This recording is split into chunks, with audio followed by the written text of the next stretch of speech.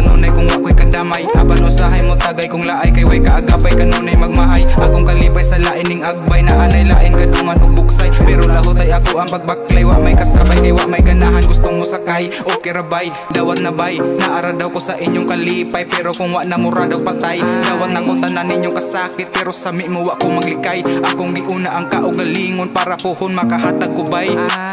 Pero sige tisting yung suot, ako ang sapatos, di ba ka maglagot. Tungot mga bot-bot, abi ba na ko nga dunganon pa na to kapot. Unsay na stok-tok, maoy atong sabot. Apan murag na nga usog, ilahang lihok. Puro raman pang daot, nang gitapok. Naabay lugar kung asa tamo suksok. Pasay lua usahay kung makasamok, makasamok, makasamok, makasamok.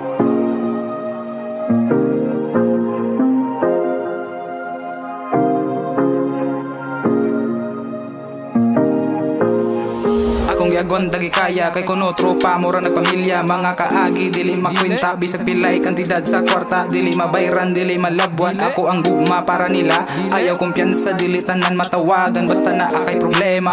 Unsa man ni nato, dili man tadato, dili patas ilang trato, puro negatibo ilang tanaw nimo basta wa kay imo. Dili ka bilong makalibog na sa ulo, murag problemado sige man kog ampo. Pero nganong latagaw kanunay akong utok, murag na itay tok or kuwang sa smoke. Di na ko masabtan kung kuwang ba ni sa hilot or kuwang sa dukdok. Samtang naghinuktok nagunahon na kung sakto ba ang lihok sa akong malibot. Dito ta sa hilom dapat nakatikom, always nakalelo. Social man og ghetto, pwede mo sabay. Dato malor pobre, pwede mo sakay. Di magmahay, kanunay palanay.